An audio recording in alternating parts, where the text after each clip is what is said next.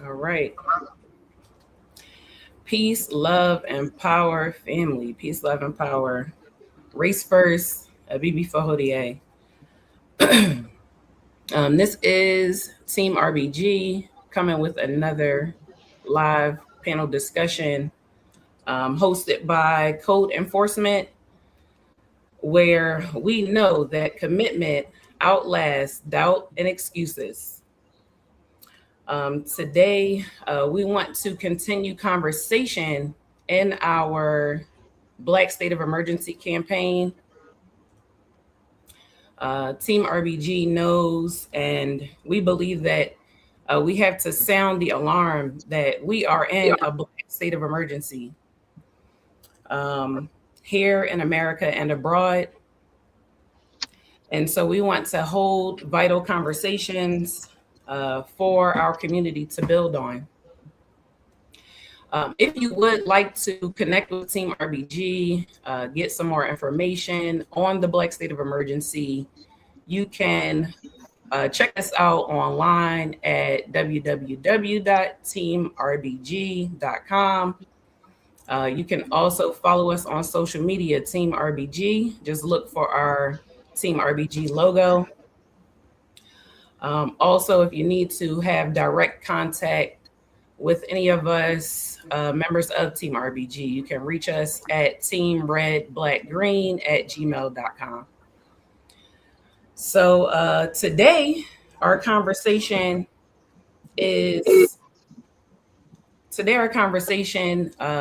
a very important one that okay, I thought I had some technical feedback. I'm sorry. It's a very important conversation that we've titled Roots to Responsibility, Evolving from Youth to Adulthood, Adulthood to Elderhood. We decided to further our connection with our brothers at OBFC in this conversation. I am here, Sister Zuna, with my two brothers who are also members of Team RBG, Baba Curtis Salute. and Big Rock. Salute. And BB4 we have invited the brothers from OBFC because they are doing the work to grow our communities. So I want to give them space to introduce themselves before we get into this good conversation.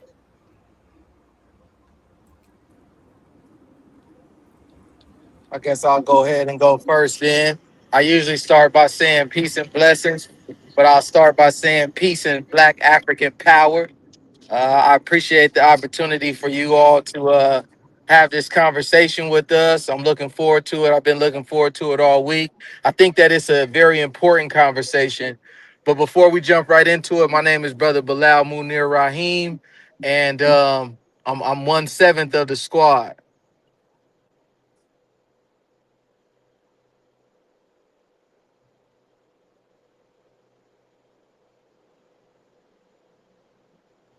Go ahead, brother Crondo. Peace and blessings, peace and power. Brother Crondo, member VP of OBFC, our Black Fathers Committee, represent RBG, represent Team RBG, representing this Black Power. You already know what it is, man. Glad to be here, glad to be tapped in with y'all, man, and ready to build. Let's get it. All right now. Yeah, so we have you know, we have a whole discussion that we're going to get out here on this live. Um and I know that people really y'all need to share this live out. That's what I do want to say because this is information for how we build future generations and how we grow our communities in a more healthy way. All right, brother. I see you over here, Reverend Doctor. Please introduce yourself. We're just getting started. Can you guys hear me okay? Absolutely.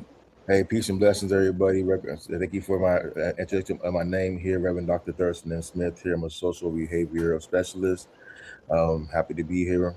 Happy to be here doing the work. Much love, much love. So yeah, we gonna get right into this conversation.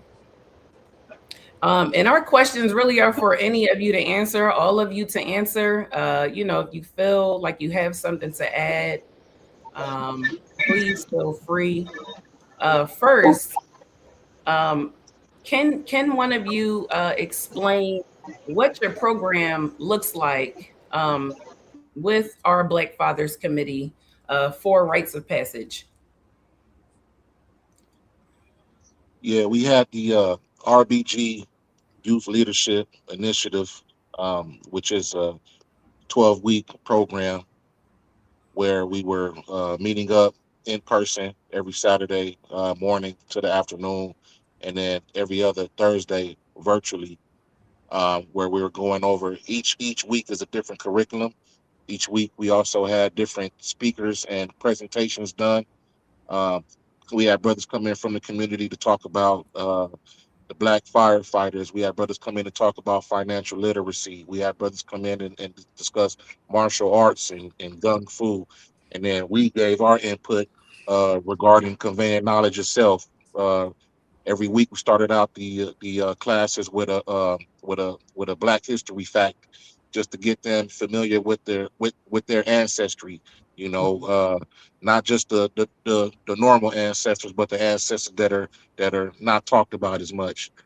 We also went over fitness, um, numerous other subjects, but it's all grounded in knowledge itself and Black Power, Pan African ideologies.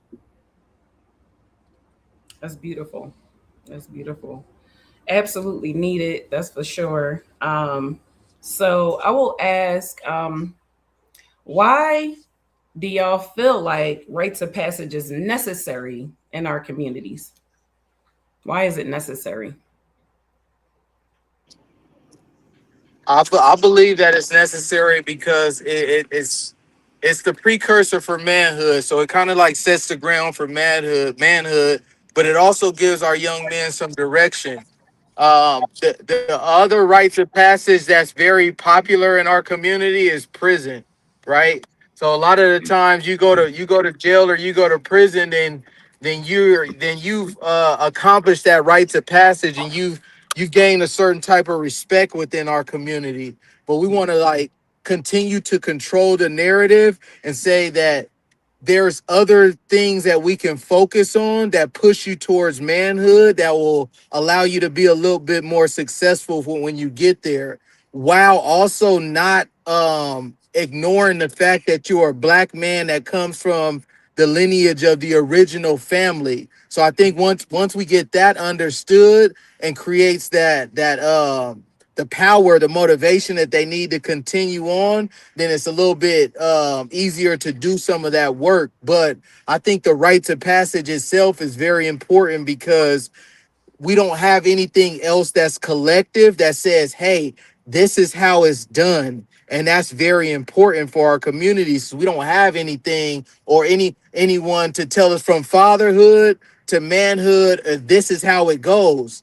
And with the quote unquote absentee father um truth that's in our community, I think it gives the other members of the community an opportunity to play a part in that, because fathers aren't always gone by the decisions that they made or mistakes. Sometimes they're just not there. Sometimes there's no uncles around. But if we can all come together to provide that information, then it's more beneficial for our community as a whole. Without rites of passage, we're in very bad shape. Shay. Shay. Important. Indeed. Let me ask, what inspired you to host the Rites of Passage program for the youth in your local area? I'll answer that one as well, and then I'll give the brothers opportunity to jump in as also, because I'm gonna go inside where my location is. I'll hop back on. But previous to us doing the RBG Youth Leadership Program, we were just doing manhood training programs. So African centered information embedded within it.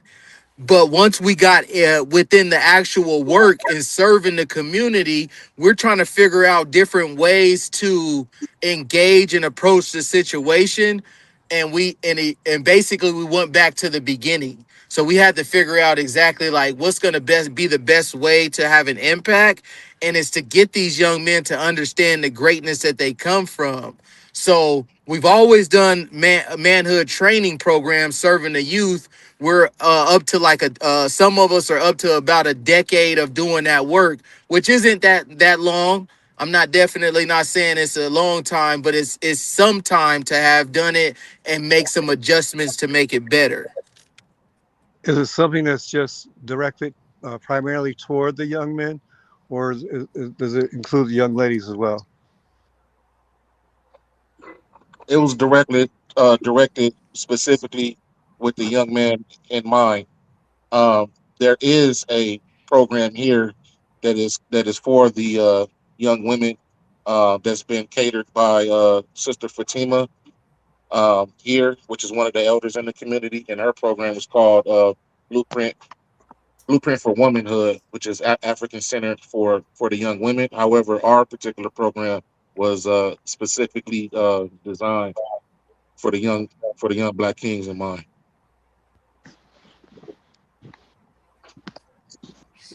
Okay. Yeah, I believe What? it's just very important that will inspire me, because I see that there's initiation from the streets for our youth, but there's no initiation from by our elders to help guide them on the rites of passage from the most dangerous transition from childhood to adulthood. I believe Brother Bly was speaking on that transition, and so I speak about this a lot. Talking about just the family system, and we don't really have no blueprint or outline. And so if we don't have no blueprint or outline, we're leaving our youth to be easily influenced by the streets, the gangs, the social media. As I think that is a pivotal part where we're actually losing our youth too, is at this current moment. And so with the rites of passage, a couple of things that we actually do is from an Afrocentric lens, is that we talk about identity, responsibility, self-discipline, community accountability, cultural awareness, and service.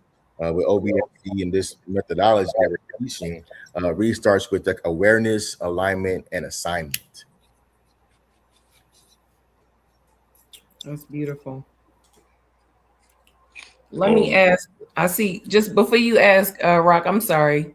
I just want to make sure we did cover this question. I believe it was answered. Exactly what rites of passage is. I do believe it was answered, but I just want to make sure that Obafemi feels like he's getting his answer.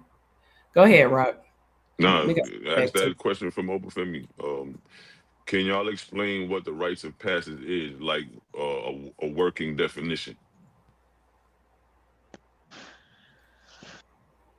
Yeah, it provides structure from one point to another. So from a child to an adult. During the African centric times, you actually know when a child is actually an adult, because the community will actually say that. They'll walk with him, they'll guide him, and give him those teachings.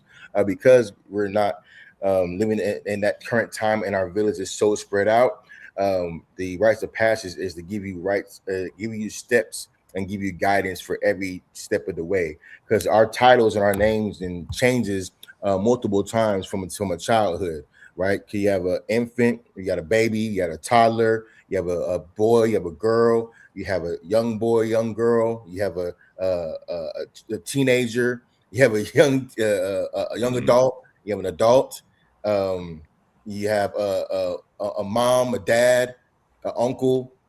So all through that time, I named so many different roles.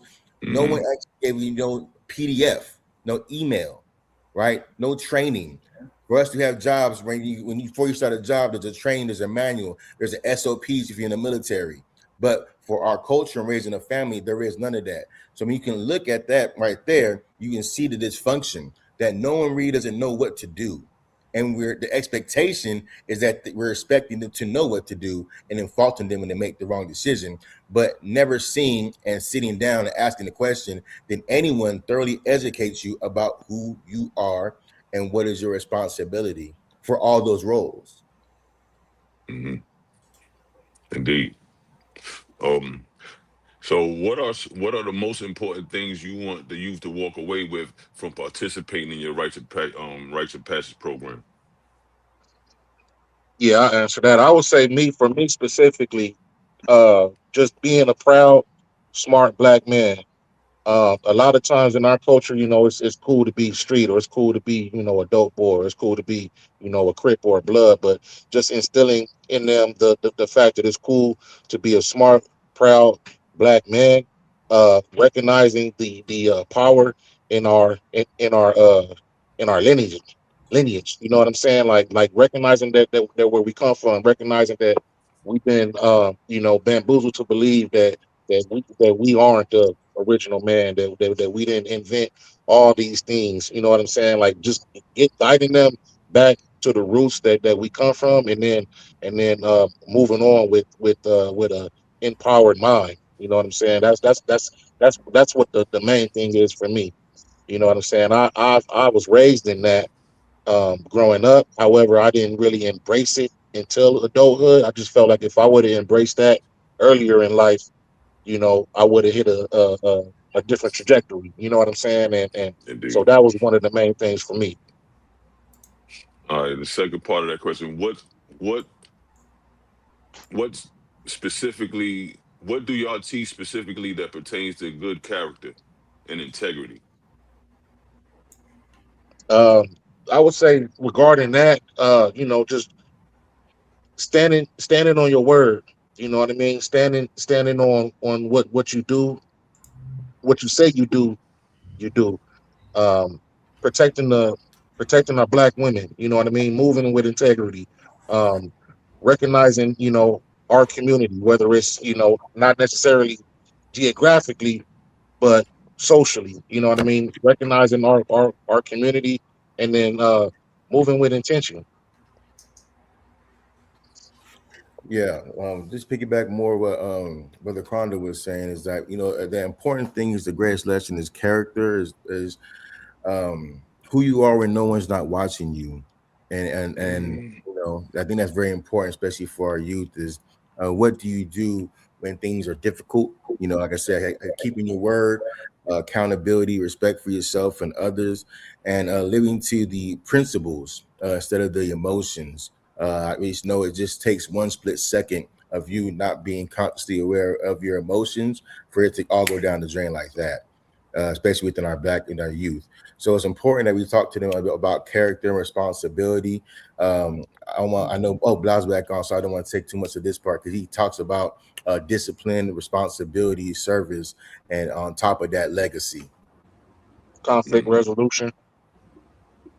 indeed.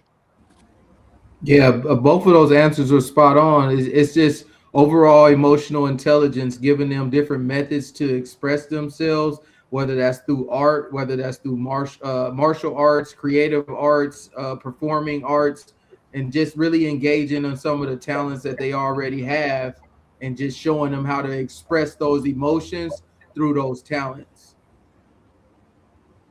Indeed. Also, I think that speaks to showing them that their community values them and their talents. So that's also a beautiful thing. It's amazing. Um, okay, so I think that all of us on here know, the ways of Western society, right, would like us to be very individualistic. And so I'm wondering, what do you do in your program? What do you do to combat rugged individualism? Like, what practical ways do you teach the youth about community building? Through example. So we're always conscious of the fact that they're watching us. They're watching how we operate with each other, how our teamwork is. how we move and navigate throughout the community. So we don't like to always be in the classroom. We like to get them out in the community, not only so that they can exercise some of the things that we've shown them over the few weeks, but also so that they can get a better understanding of how we navigate and how we move throughout the community and work with different businesses and spend our money here and why we spend our money here and those different things. So I think the best service that we can provide, and we always have these conversations, is just being the best example, especially in front of them, which automatically changes you as the person in that particular role. It's going to change you because you're more conscious of that now. So some of the things that you may like to do or want to do may not be appropriate for the space that you're in right at that time. So you have to check yourself and remind yourself of the responsibility that you have as well. So I think it's twofold. It's for the mentor. I'm trying to get away from that word. It's from the man, the grown man, and the young man. It's twofold. You know what I mean? So we learn from each other, honestly, and we tell them that on day one. I know you all are here to learn and pick up as much as you can from us, but we're excited about the opportunity to learn and pick up as much as we can from you all as well. I see. Yeah, because African culture has always emphasized collective responsibility. And one of the greatest misconceptions today is believing that independence means isolation. So our true strength actually comes from interdependence. That's when we all come together, when we switch it from the I to we. What can we do to help this family? What can we do to help this kid go to school? What can we do to help solve the problem instead of looking as an I? So a lot of things that we do in the OBSC and the youth program is that we talk about community service projects. We helped them within the youth. We helped show the kids landscaping, gardening. We also talk about mentorship, relationships, team leadership building, like I said, conflict resolution, and also family accountability. And one of the things that I tell the youth is that a tree that stands alone breaks easier in the storm rather than a tree that's connected to the forest. So community isn't about individuality. It's about interdependent working together. Can I ask you, since you were talking about relationships? Yes. Go ahead. How do you cultivating healthy relationships? How do you cultivate healthy relationships? How do you address that with the youth? Addressing that with the youth is, first talking to the youth and seeing what's going on with them, and then also bringing in the parents too as well, because it all takes the community. It takes two parts, right? So if the relationship is damaged between the parents, we try to work with the parents too as well, just doing a quick check-in and seeing how they're doing. And then a lot of times the parents are in need of our services. That's why they have our youth coming to us, and they're open to having a sit down and having a conversation about different things that are going inside of their household. From there, we have different type of assessments that we do to assess just the structure of the house and different things that different blind spots that might be missing. I know some of our people in our community are in a single parent household. So when it's a single parent household, things are missed from the opposite parent that's not there. So we try to go ahead and try to give them different tools and different strategies to navigate throughout the household, to make sure that they are spending time with their children, that they are blocking out time for reading, they are doing some screen time, limiting the screen time, because your child actually needs you to communicate and show them the love that they need to be nurtured. And so without that, the children actually need that to function. So if we're not providing that, they're malfunctioning at that point. Yes. And now you're asking a certain type of outcome, but you're not doing what is needed to get the certain outcome that you're actually looking for. I understand. Sounds like time more so than money. Say again? Sounds like time more so than money needs to be. Yeah, so one of the things that we noticed that when my generation and my father, because he wasn't really there, and so me being there is like, you think it's enough, but it's like, no, they need your presence, not the present, not just the gift. They need your presence. They need that word wisdom. They need to be seen, soothed, and heard. You know, and as we go, I'll let you know because I know the reality is on blueprint. But the more I'm there present and you can ask me questions, I can be on top of that instead of allowing that you to go search elsewhere and for the culture, for the streets, for the social media to then influence you and then look back and be like, what's going on with my child? But if you were present right there at your child all along, you would have knew what was going on. And so we just try to help educate them and help get them back on track. But how they understand their parenting style. Yeah. Sure. Wow. Any other brothers want to add to that? Before I ask my next question, I just wanted to. All right. So in the conversations, when y'all, making conversations with the youth in the program, do you address the responsibility of sex and marriage when you talk to them? Yes, absolutely. There's actually a curriculum that we use. It's called Healthy Masculinity that actually addresses some of those topics. Of course, it's going to be age appropriate because we work with all age groups from 8 to 17 years old. And even though that conversation is needed with all of the age groups, it has to be filtered for each age group. So yes, in short, we definitely address that. It's very important, especially for that preteen age when we talk about boundaries. We talk about, just different things that can protect them as they step into the new stage of manhood and start to experience things that they can about themselves, physically and emotionally, that they can't quite understand, but just giving them some sort of understanding, I guess we can say, in that space.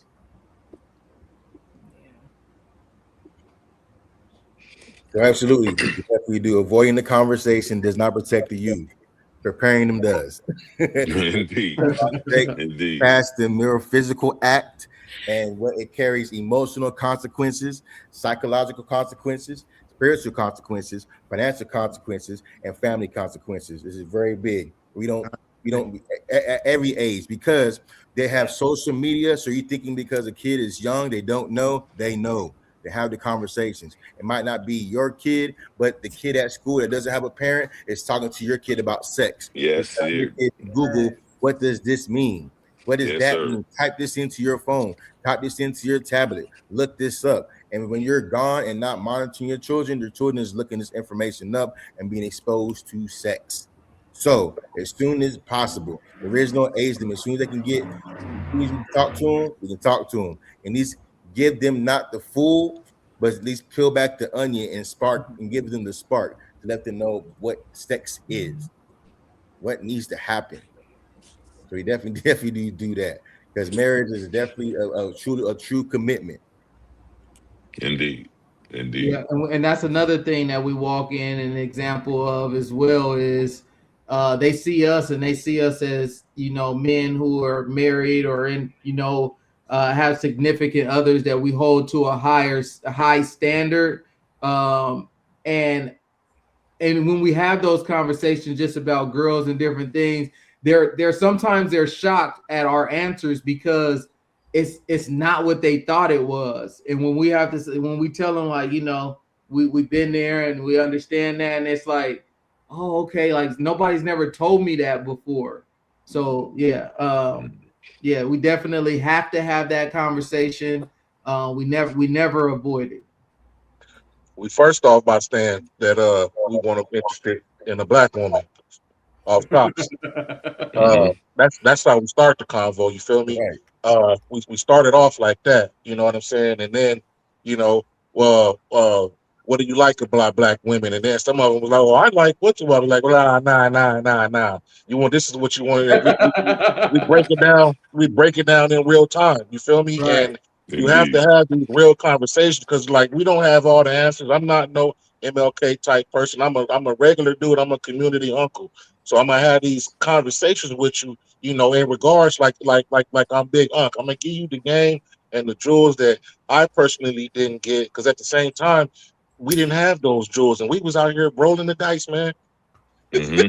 Right. Rolling the dice. You know what I'm saying? Hoping we And don't so, crap out. yeah, hope we won't crap out. Some of us did crap out. You feel me? And so, being intentional with who we want to go after, being intentional on who we want to build a life with, being intentional about loving a black woman, and Indeed. then the conversation rolls from there. Facts. Yeah, Uh, even part two, I spoke to youth about. I got asked this question too as well, and I always flip it back on them. It's like, do you like the best? Do we like the best? Right, the best material on our skin, the best products, you know. And so, when you want the best, if you look at it statistically, the black woman is the best woman to be with. It's the best one to mate with. They're the most smartest and intelligent, far beyond their class.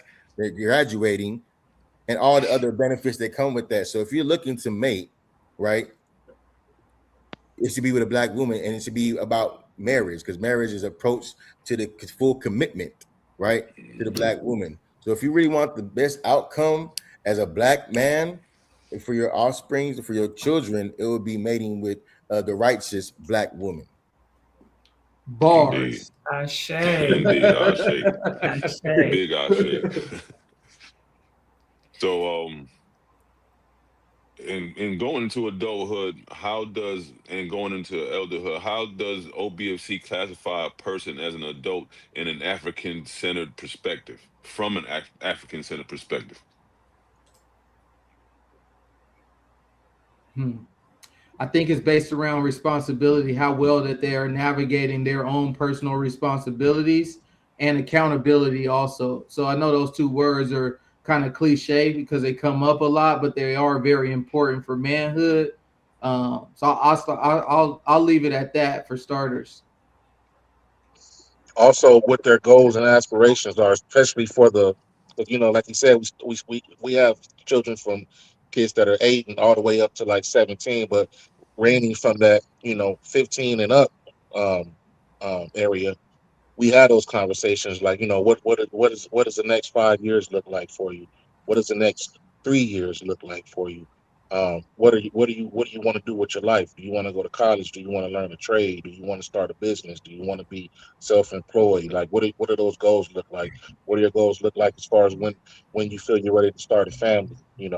How do you feel about starting a family? Do you want a family? And then based off those answers, you know what I mean, from an African ideology, is when you know if they're ready or not, if they really want to go the particular route as far as transferring from teenager to adulthood. Sure. And I'll say from an African centered perspective, adulthood is not determined by age, it's determined by responsibility. And one thing I learned too is that the gray in your beard does not reflect wisdom. It just means you got old. So when you look at it from from an adult, you're looking at from how you contribute to the community, how you accept accountability, how you demonstrate self-control, how you protect and provide for others as a family. Because to me, I believe that your family is your credit score. I can tell a lot about you by your family. Man's first test of leadership is his family first. So you can't go out there and tell me something else, and I look inside your home and I can't see it, then it's off. So I believe when you look at that, and that's how I tell the youth to, I guess you call them OGs in the hood or people to look up to, look at their family. Look at how they are with their women, look how they are with their kids, and look at their kids. That's so you can kind of tell who is an adult or the OG or what term they want to use right now, as just look at their family and hold them accountable on what they say, and always question a question, ask a good question, get a good answer, and I'll tell you a lot about that person. I like that analogy of that's your credit score. That's how we can tell what you like. Now, let me ask you this: in dealing with rites of passage, how do you deal with our people that have been jaded and feeling alienated from our community? Like, for instance, like youth who have bought into the urban stereotypes and feel guarded, and adults who have been disappointed when they join Black community organizations that don't seem to grow. How do we bring them back to feeling like they should get back into community? First thing we do is acknowledge their pain. Many people have legitimate reasons for being disappointed. They experience broken promises, failed leadership, organization conflict and community dysfunction. So trust me, I truly overstand your frustration. I just say that wasn't me. So please give me the opportunity to serve you. And if you see any of that than me, please, you're okay to go and search and find your answer. However, just give me the opportunity to show you and demonstrate my true leadership and my impact in the community and what I do. I'm a complete open book. You can see my family, you can see my kids, you can ask me any questions. And I don't have all the answers, but I believe as a leader, you do have to give an answer. Because I don't know it's not an answer. I say. I would say also a majority of the young men that we work with, most of them are jaded by the culture, and that whether that's programming or an experience that they went through to lead to that. And once we establish that ground that Thurston just mentioned, it's consistency after that. We have to stay consistent. We have to continue to follow up. We have to continue to develop ourselves as well, so that we'll continue to add value to that relationship. So consistency, once you've established the grounds for our relationship, is what, and that's pretty much what Thurston just mentioned.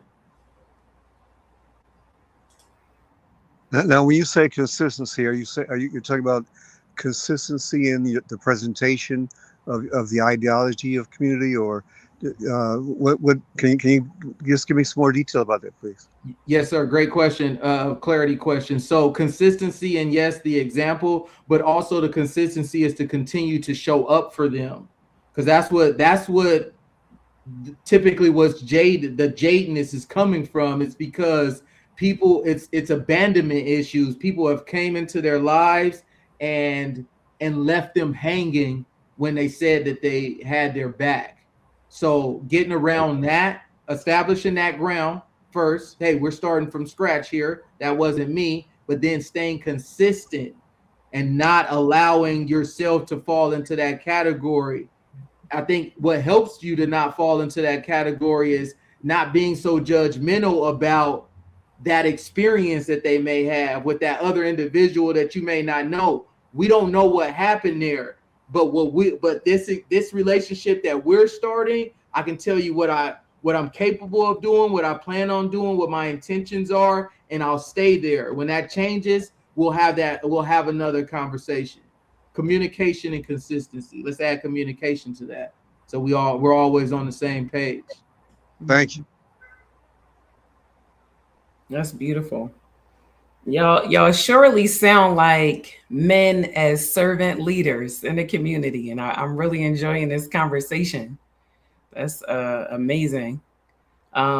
We do have a question in the chat.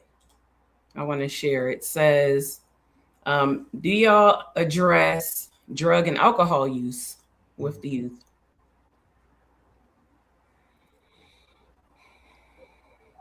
Yeah, we address it. We also let them know that in our age group, a lot of us born in the 80s, we let them know the detriment that drugs and alcohol use basically went on a rampage. You know what I'm saying? In our community, we also let them know, talk to them about addiction, how that plays a part in it. We also talks about how drugs and alcohol use, especially at an adolescence, can be a real big detriment to your growth.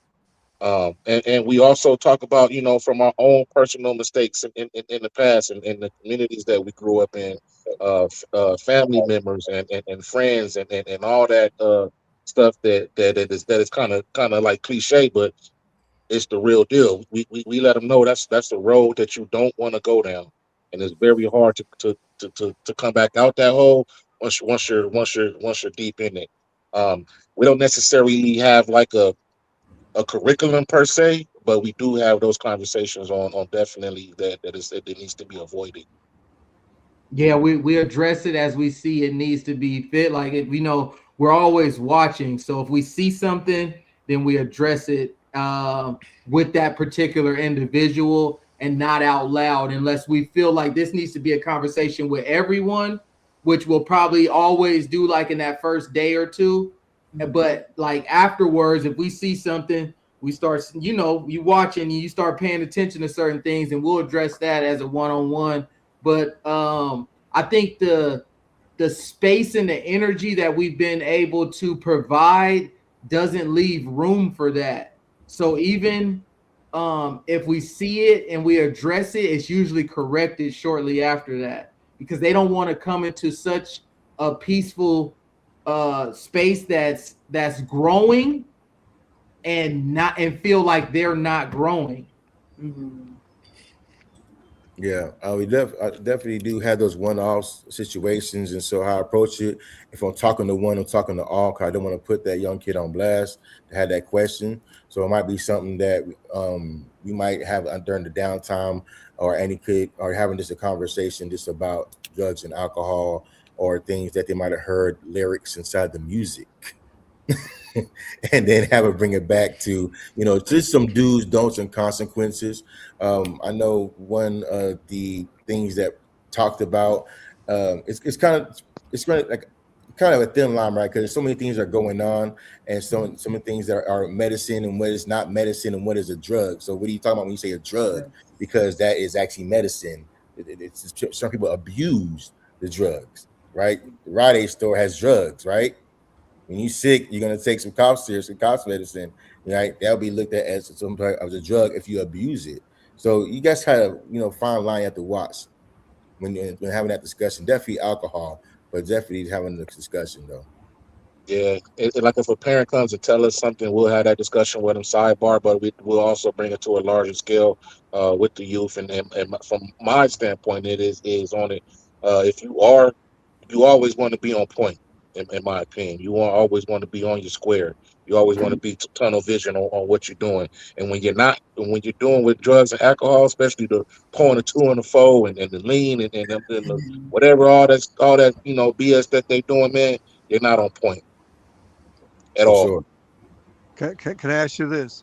Have you Yeah. found receptive to your conversation about this topic, or do you find them saying, we don't want to talk about that"? Honestly, sometimes yes, and then sometimes no. Yeah, sometimes yes, and then sometimes no. Honestly, some individuals, you know what I'm saying? Like no matter how you talk to them and the game you give them, they got to see the fire hot on their home. And then there's some individuals that you talk to them and you talk to them real and correct, and it does make a difference. So I would say sometimes yes, and sometimes no. Honestly. Yeah, Yeah, that's a good point. I just wanted to add that, yeah, not every young man receives the information at that particular time, or they don't apply the information at that particular time. So sometimes there's been a few times, more than a few, where the young men have went from our program, and to a year or two later, they be in juvenile hall or in jail. But that's just another opportunity for us to support them through their growth. So we're still there through that journey also. It doesn't end because it didn't work in those 12 weeks. We tell them immediately in orientation, we tell the families, we're locked in forever now. If y'all move forward with this, then this relationship will last a lifetime. You know what I mean? That's good. And that, like, so in your program, how do you, like, we're missing elders in our community, like true elders. So within your program, how do you relay the responsibilities of an elder? Like, what makes an elder, and how do you consider one an elder? Tap in with them. Yeah. Bring them right on in, which we do. We like something like, man, we're off today. They're out there with the elders. They got drums. They in a circle, and they're just getting the game. And then that gives us an opportunity to kind of regroup, see what's working, what's not, share notes. You know what I mean? And that's not necessarily our downtime, but that's an opportunity for us to work on other things by bringing in the community. My favorite is the elders, because I'm learning in that space as well. It's like, man, yeah, let's bring the elders in so we can get some good game also. I think it also shows them that everything is cyclical. You know what I'm saying? So say we were once them. I let them know we was once y'all. We're doing this now in our 30s and mid 40s. Now, we introduce them to the elders. These are our elders. These are our big brothers, and it just shows the circle of life. You feel me? Like it's dope, Indeed. man. Yeah, This year we was also able to experience having some past alumni come through and right. facilitate classes as well. And this young brother specifically that I'm speaking of, he's about 20, maybe 21 years old. So the connection is like this, they're locked into him a lot more than they are with us. He doesn't have to try as hard because they're looking at it like, man, he understands us a little bit more. So if we can continue to keep that thing going where we got all age groups saying the exact same thing, then now we have something that's working. Indeed. I don't know if earlier you saw Rock and Zuna and I smiling and laughing at something one of you said, because you mentioned something we were in preparing for this discussion that we were talking about.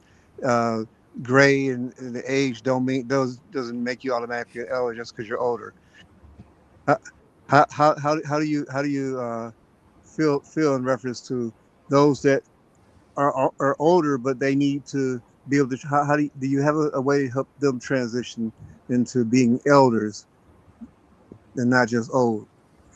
Yeah, we're in life, we're just adult children, right? And so still have that curiosity. I know as you get older, that curiosity goes away. And so the way that we want to help the elders connect with the youth is just through the language, curiosity, because you were once a kid too as well. And how did you feel when someone's talk to you about your music, talk to you about the way you dress? Nah, you don't understand. You ain't tapped in. This is hip. This is new. This is I. And then the same thing they criticize you about is happening. It's just like Brother Chrono says, a circle. So this, we stay curious. Help me understand what's new and what you guys is now. Help me understand what's going on in the community. Hey, what music are you listening to? Hey, what is it about that song that you like the most? See, that curiosity is Also, gone, and now we're just preaching. Now we're just preaching. And then when you and then flip it around, and then seek to understand, then to be understood, and then allow that teaching, allow it to come out naturally. It's like, oh, you know what? Brother Curtis, he asked me about my song today. No one ever asked me about my music. They all think it's trash, but it really touched me. He asked me what I liked about the music, and then he exposed me to some of his music. He said, well, he was growing up as this. So that's why I know about the essence of hip hop. I know about my culture because he took time to talk to me, for me to understand him. And now I respect him more, opposed to him just judging me on my outside appearance. Indeed. I say. I just wanted to highlight this comment. Yeah, right. The elders told me I ain't grown till you going. You ain't grown till you going. I never heard that. But I'm just like, how y'all feel about that? I don't know. I ain't grown till I'm that's gone. I like that's that. that's low key. That's low key a rabbit hole question, man. Like a rabbit, you could go I down like a it rabbit though, hole. man. Yeah, it makes you think. We Yeah, also gotta I come don't out with really have an answer to that. I never even heard it, but it's deep. I mean, because it also could speak. I could take it like this. It also could speak into basically saying, in life, nobody knows it all. You're always growing. You always learning. You always going to keep building. So you're an elder once you ain't doing that shit no more, and you're with the ancestors. You feel me? So I could take it like that. So the next No doubt. stage after elder is ancestor. That's why. Yeah. And we Wow. still getting help from them when they in the ancestor realm. Right. Hmm. True. Yeah, I think like I said, we'll be here for another whole hour and a half just trying to break that down. But I like it though. Like understanding what is an elder though. So before I ask that question, I hear what you're saying. So what is an elder? Yeah, that's part of the question. What is an elder, and what from y'all's perspective, what is an elder, and what makes a person an elder and not an older? Yeah, so I'll have to then look it up. Hey, like I said, I don't know everything, but I will look it up. And so I look at elders. Looks like someone in the 50s, 60s, and 65 years old. So like someone that's getting older to me, and then we'll see. I ask them, "What's your definition?" And who told you your definition? And then you can have, once you have an understanding of the word, that's how we start to build. But if I don't know what you're saying, and I don't know what I'm saying, that's a broken wavelength of communication. So how can we connect if we don't even know the root of the meaning of the word that we're trying to talk about? So when I think of elder, I think of wisdom. Because you could be old and you could be dumb. You feel me? Like, just because you old don't mean you have wisdom. I know a lot of old ass dummies. You know what I'm saying? And just because you older doesn't mean that you automatically have that wisdom and knowledge, because you don't. You know what I'm saying? You could be 50 and be an elder if you have that wisdom, knowledge, and experience, and you're giving back and conveying that and building. You an elder. You could be 65, not doing a damn thing. You know what I'm saying? So it just depends on the situation, in my opinion. So can we say that an elder is a mind state? Indeed. Yeah. Sure. Definitely. Yeah. I would agree. Indeed. I would agree. Or part of being an elder is a mind state, I guess, is the mind state. Yes. To care for the generations under you. Seems to To me give them insight and willing, guidance. there has to be a willingness to grow into that. Into an elder? Right. Okay. So sound like your program is developing that. How it seemed like you've already answered it, kind of. How would you develop that willingness to want to grow into African community and elderhood? But when you just to get your opinion on it, it may be a redundant question, but planting the seed, you know, specifically here in Phoenix. You know what I'm saying? Our population is maybe about 5%. So building that community, like we talked about earlier, not just geographically, because geographically there's only a few, communities here. But being that we're so spread out, the community has to grow beyond the technical term from it, and grow into a what's the word, um, like a social community. Not necessarily like social media, but like, like socially, as far as like we're planting the seeds to where eventually we can be the elders, and they can be doing what we're doing. Right. In my mind's eye, that's in our mind's eye, that's the goal.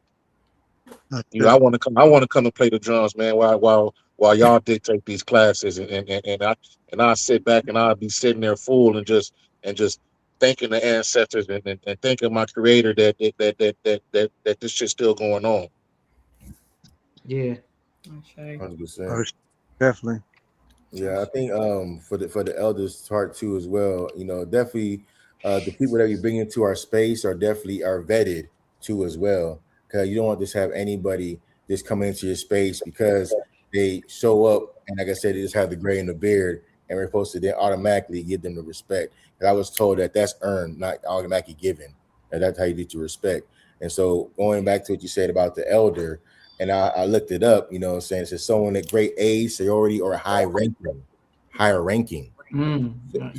I like that. Now we understand the definition of it. We now know can kind of pinpoint who the elders from the work, right?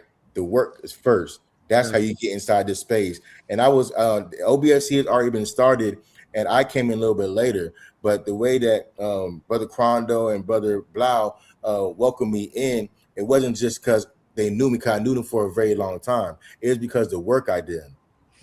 It was because of the work. They seen the work that I was doing, and it aligned with OBFC. And that's how I got into OBFC. And we just rinse and repeat from there. It's not just because, hey, you're black or you had gray or you had the RBG, I seen you here. Like, what work have you put in? Who's your OG? Who put you on? You know what I'm saying? Who can we connect with? Because you just showed up here. I don't know you. We don't know you.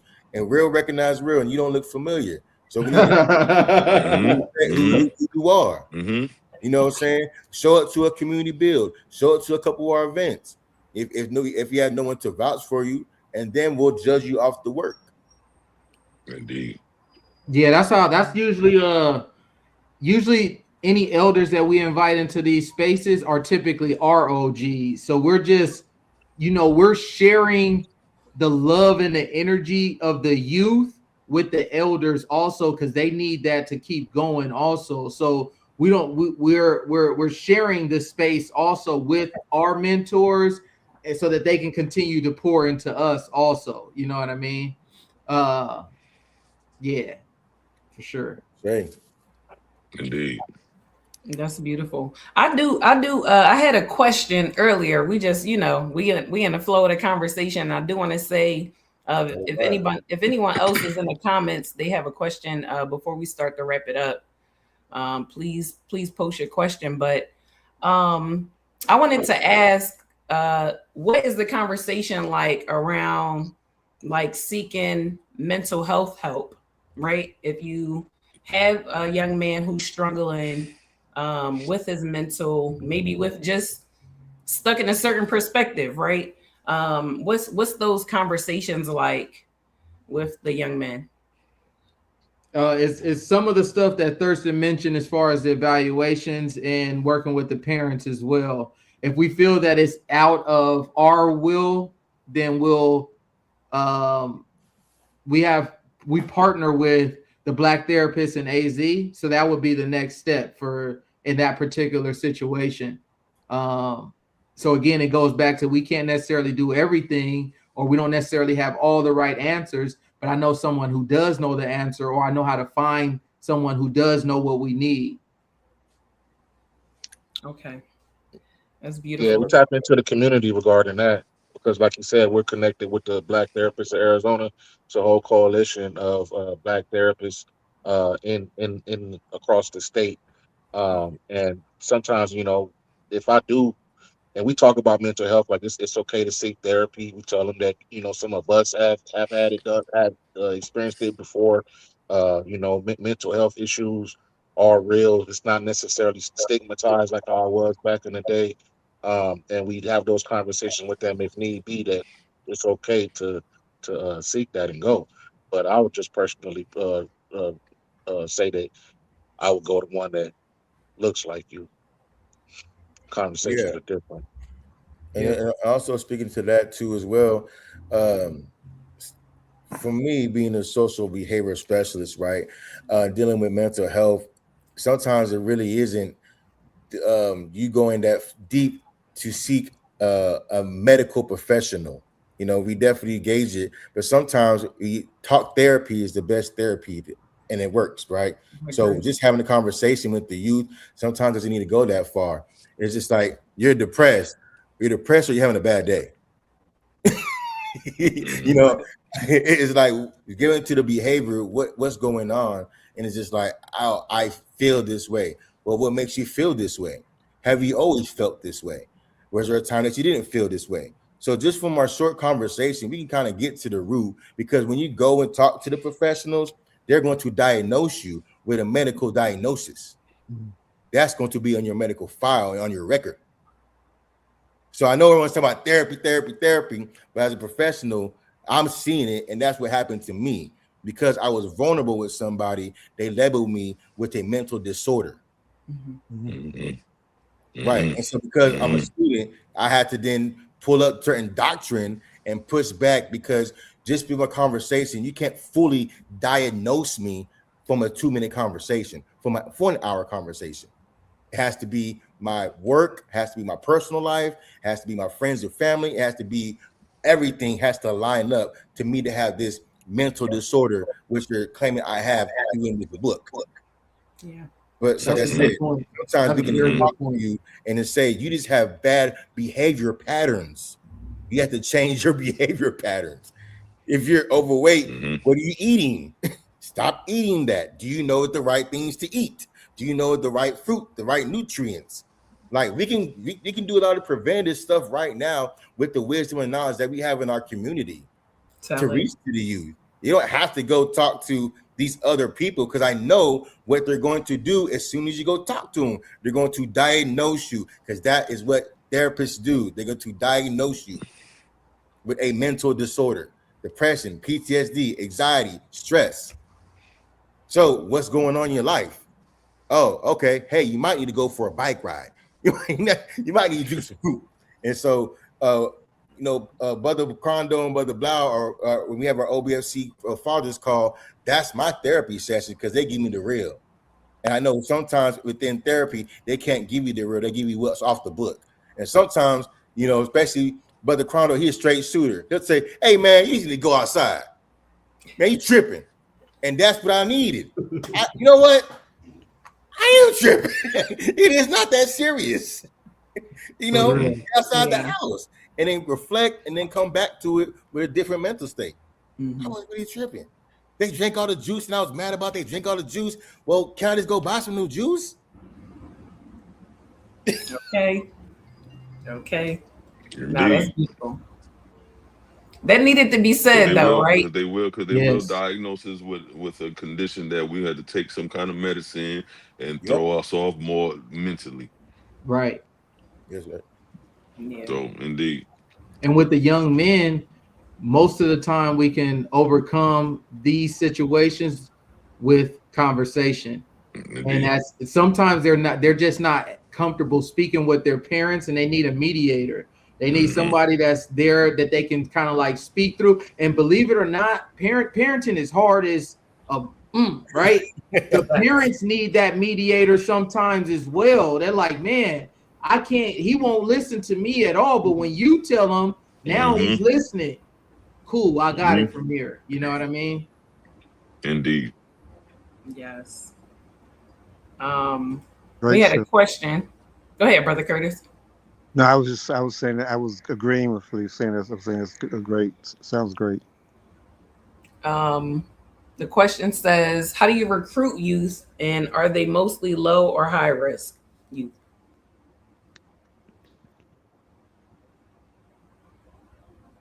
Like, how do you get the youth to answer that? Yeah, we don't necessarily like recruit. Once we start the program, like we run it yearly for 4 months, and we'll put it out there to our community. We'll hit up the barbershops, we'll hit up the buy black marketplaces, we'll hit up, you know what I mean, and then social media, we'll go into the black groups, and then also we've been doing this for about a decade now, so we kind of have the reputation and the notoriety. So when we do open up the programs, we have people that hit us up. They reach out to us. And then also even after the program, sometimes parents will reach out to us for one-on-one mentoring, or not just the program, but just one-on-one mentoring. Just based off our reputation and the things that we do in the community. So I wouldn't say that we necessarily recruit, but we just put the word out, and then they kind of reach out to us. Regarding low and high risk, um, some of the young boys are very, very low risk, meaning that they don't have like a lot of issues, and they're just like regular kids. And then some of them are high risk, meaning that they might be a foster kid, or they might be in the system, or they might have a few behavioral issues, like like Thirst was talking about. And so it kind of like a medium between low and high risk. We don't have necessarily all low risk, and we don't have necessarily all high risk either. So you're saying high or low risk. Can you give me an example of well, you did say some of the high risk ones like are in foster care. Right. What are some, when you get someone that is like labeled high risk, what are some of your what are some of the first things you find yourself having to do with that individual? With that, it's kind of like a little bit more one-on-one. So say like in the group sessions, and then we'll see how they're interacting, and then me personally, I kind of make it intentional to talk to them a little bit more, have a little bit more sidebar conversations, have a little bit conversations on how his week was, and what you're going through right now, what's on your mind right now, type vibes, as opposed to just running them in the group and letting them do his thing. We kind of put your arm around bro, and walk, talk to him, and just pick his brain. Those types of things, they just require a little bit more care. Ashe, Ashe. Yeah, I think that we do a great job as just having different debrief meetings at the end and seeing things that we noticed and things we might have got from a parent, and then we Yep. all just kind of work together. And like I'll talk to Brother Grondo, like, yeah, this is person. He told me this is going on with the kid, this going on in the household, and then so he'll have his approach. Brother Blau will have his approach, and then I'll have my approach, and then like I said, we'll debrief on it. My thing is still being curious. So it's like, hey, I seen you back there with your arms crossed. Like, do you not want to be here? No, man, I ain't feeling it. Okay. So where else you gonna get wisdom from? Mm-hmm. Like, what I'm saying? It's like, I know you're 14. Where do you want to live at when you're 18? Man, I'm trying to get a big house, mansion. You know what I'm saying, Jay? Cool. That's about $5K a month. You want to drive Hellcat? Okay. So you're looking at your overhead about $100K a year. How you gonna achieve that? Stream, they're gonna give you stuff, but they had no plan. And so once we sit there and be like, you have no plan, this is the answer right here. They opened up and like, you know what, like Brother Blau, they might like come to you right then and there, but they'll come back as like, I did think about it. And you guys are really the foundation for me. You guys are showing up. You guys did really get some things to think about. I really didn't think about it like that. And then we'll continue to debrief. And over the time, especially through the rites of passage for weeks, we'll see a complete change in the child. I recently had a parent from our rites of passage program just thank me personally because I talked to their children and put them on a certain reward system plan that's benefiting them, because the kids didn't want to, do the housework and chores and stuff like that. And they wasn't really motivated, but they want all the item, the cookie, the cut, all those things that we on it when you go to the gas station. So I said, put them on a small reward program. So don't just automatically go buy them stuff. Say, hey, if you do these things throughout the week, do these things I'm asking you to do, there'll be a treat for you. It can be a snack. I ain't putting monetary value on it, but there could be something at the end. And then she told me that really helped out. So they're really looking forward to that Friday when they get to like, wow, what are you gonna do? Is it an activity? Is going to the park? Is going somewhere? It's like, you know what? This is your reward. Yes. This is a reward from listening, because with parenting and paternal nurturance, we provide guidance and vision for the child after the home. That's what the man is for. The mother, maternal nurturance, is inside the home. So we are going to give you information and wisdom that's going to help you outside the home. And when you leave the home, it's a reward system. It's a reward system. So we're already gearing you up to how it's going to be when you get into the real world.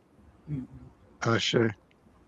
Yeah, I was gonna add to that and just say I think one of the greatest blessings that we have with this initiative or this program is that it's 6, sometimes 7 of us. That's 6 or 7 different perspectives and approaches that still make impact. So if one day what I'm doing is not working, what Crondo's doing may work that day. And if it's not working that day, what Thurston's doing may work that day. And we just keep trying different things, And if none of it works that day, and we'll go on to, okay, maybe it's time to reach out to the parents, see if that may work. If that doesn't work, okay, let's go into the one-on-one thing. But there's so many different options for us to choose from that it's more success. Our success rate is high because of that. That's beautiful. Indeed. That's powerful. Definitely powerful conversation. Anybody else have any closing questions? Any comments from you brothers? You want to just close out with anything? You have any events or anything coming up? We just did the RBG Explosion weekend a couple of weeks ago. That was dope. We'd love for y'all to come out here one year when we do it. And I know it's hot out here, but if you could get past the heat, man, it'll be an awesome experience. Um, we also do a Father's Call every Tuesday, 6 p.m. Arizona time on Zoom.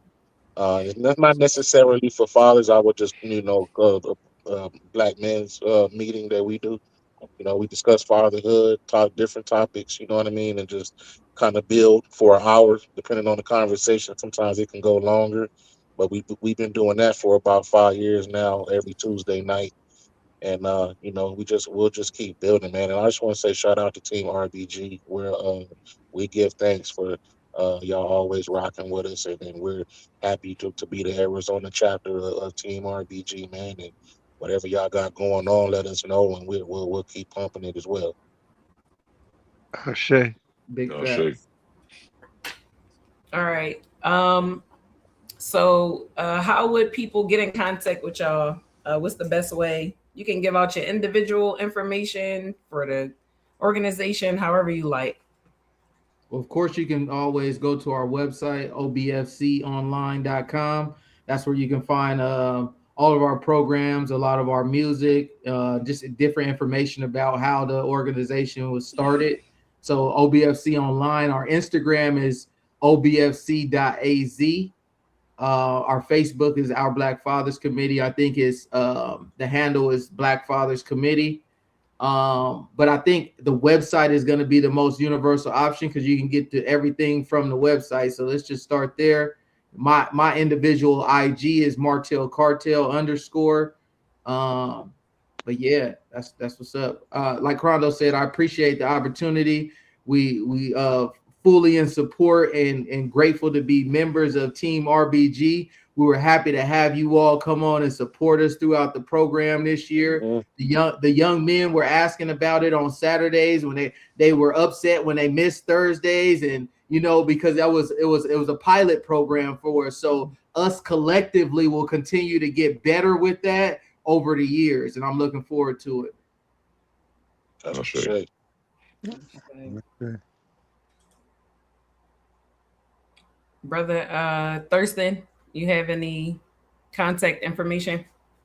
Yeah, I mean, I'm connected with OBFC. You know, if you can reach out to them online, you know, you can search on many different platforms. .rev Thurston is just on Instagram. But yeah, the best thing to keep it all centralized. Just reach out to obfconline.com, the website, and then from there you'll get a lot more of the information about what we're doing, how to get involved, and what current events and programs that we have going on here in Phoenix.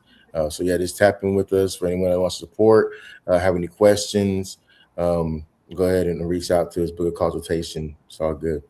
Yes, sir. Yes, sir. Stream the album too. Destination Sankofa. Shout out to Big Rock on the race first track. Yes, Drop the sir. Yes, bars sir. on the homie. Cop Yeah, that. Yes, let's Cop that. go. Cop that. Yeah. Appreciate that. That's beautiful. The collaboration is always going to turn out beautifully. I greatly appreciate having y'all on here today, taking time out to speak with us, share this information.